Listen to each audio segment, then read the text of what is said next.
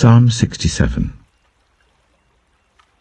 May God be gracious to us and bless us, and make his face shine on us, so that your ways may be known on earth, your salvation among all nations. May the peoples praise you, God. May all the peoples praise you.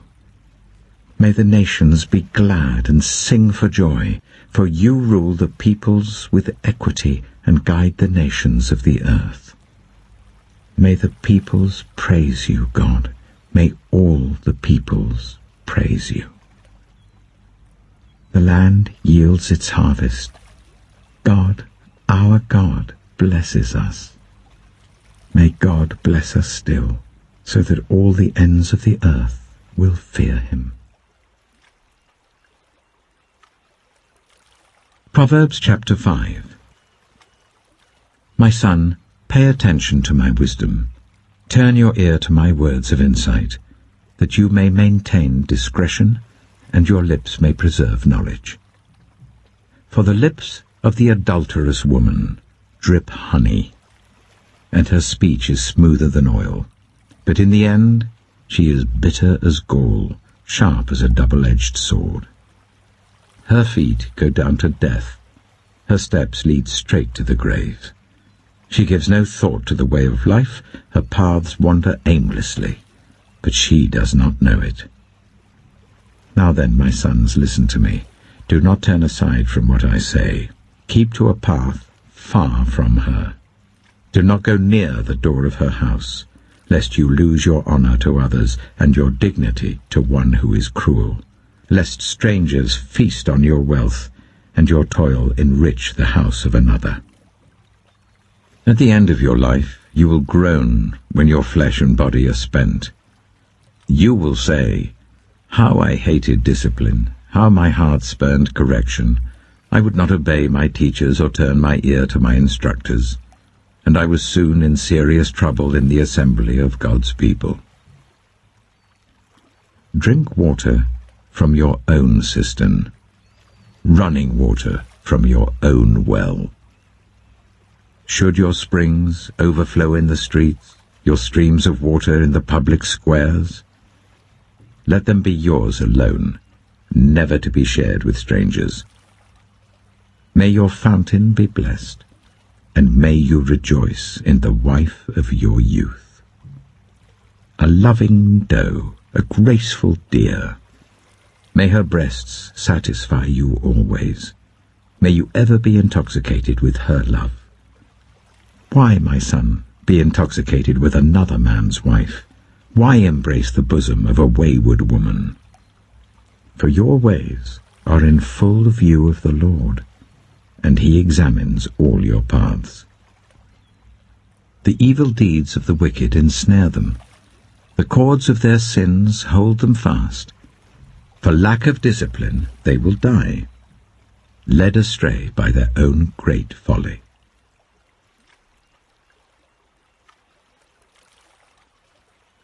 Luke chapter 23. Then the whole assembly rose and led him off to Pilate. And they began to accuse him, saying, "We have found this man subverting our nation. He opposes payment of taxes to Caesar and claims to be Messiah, a king."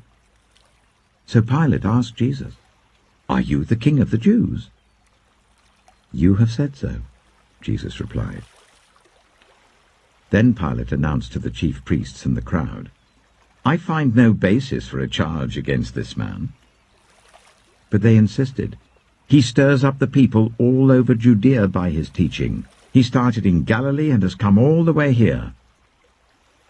On hearing this, Pilate asked if the man was a Galilean. When he learned that Jesus was under Herod's jurisdiction, he sent him to Herod, who was also in Jerusalem at that time. When Herod saw Jesus, he was greatly pleased, because for a long time he had been wanting to see him. From what he had heard about him, he hoped to see him perform a sign of some sort. He plied him with many questions, but Jesus gave him no answer. The chief priests and the teachers of the law were standing there, vehemently accusing him. Then Herod and his soldiers ridiculed and mocked him. Dressing him in an elegant robe, they sent him back to Pilate. That day Herod and Pilate became friends. Before this, they had been enemies. Pilate called together the chief priests, the rulers, and the people, and said to them, "You brought me this man as one who was inciting the people to rebellion. I have examined him in your presence, and have found no basis for your charges against him.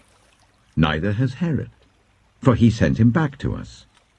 As you can see, he has done nothing to deserve death. Therefore I will punish him and then release him."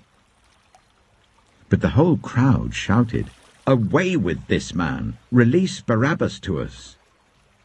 And Barabbas had been thrown into prison for an insurrection in the city and for murder. Wanting to release Jesus, Pilate appealed to them again, but they kept shouting, "Crucify him! Crucify him!" For the third time he spoke to them. "Why? What crime has this man committed? I have found in him no grounds for the death penalty. Therefore I will have him punished and then release him." But with loud shouts they insistently demanded that he be crucified, and their shouts prevailed. So Pilate decided to grant their demand. He released the man who had been thrown into prison for insurrection and murder, the one they asked for, and surrendered Jesus to their will.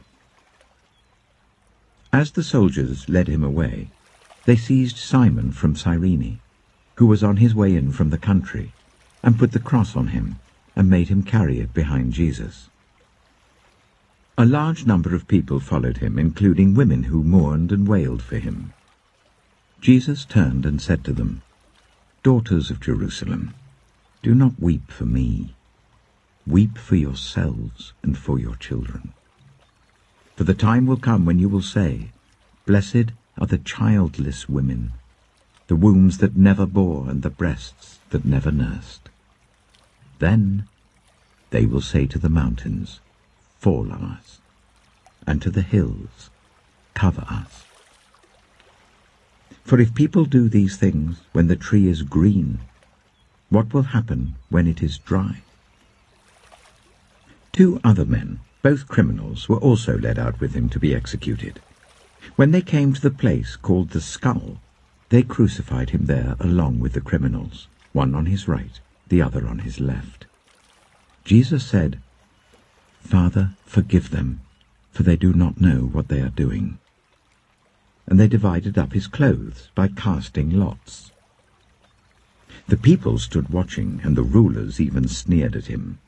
They said, "He saved others, let him save himself if he's God's Messiah, the chosen one." The soldiers also came up and mocked him. They offered him wine vinegar and said, "If you are the king of the Jews, save yourself." There was a written notice above him which read, "This is the King of the Jews." One of the criminals who hung there hurled insults at him. "Aren't you the Messiah? Save yourself and us." But the other criminal rebuked him. "Don't you fear God," he said, "since you are under the same sentence? We are punished justly, for we are getting what our deeds deserve, but this man has done nothing wrong." Then he said, "Jesus, remember me when you come into your kingdom." Jesus answered him, "Truly I tell you, today you will be with me in paradise." It was now about noon, and darkness came over the whole land until 3 in the afternoon, for the sun stopped shining, and the curtain of the temple was torn in two. Jesus called out with a loud voice, "Father, into your hands I commit my spirit." When he had said this, he breathed his last. The centurion, seeing what had happened, praised God and said, "Surely this was a righteous man." When all the people who had gathered to witness this sight saw what took place, they beat their breasts and went away. But all those who knew him, including the women who had followed him from Galilee, stood at a distance watching these things. Now there was a man named Joseph, a member of the council, a good and upright man, who had not consented to their decision and action. He came from the Judean town of Arimathea, and he himself was waiting for the kingdom of God. Going to Pilate, he asked for Jesus' body. Then he took it down, wrapped it in linen cloth, and placed it in a tomb cut in the rock, one in which no one had yet been laid. It was preparation day, and the Sabbath was about to begin. The women who had come with Jesus from Galilee followed Joseph and saw the tomb and how his body was laid in it. Then they went home and prepared spices and perfumes. But they rested on the Sabbath in obedience to the commandment.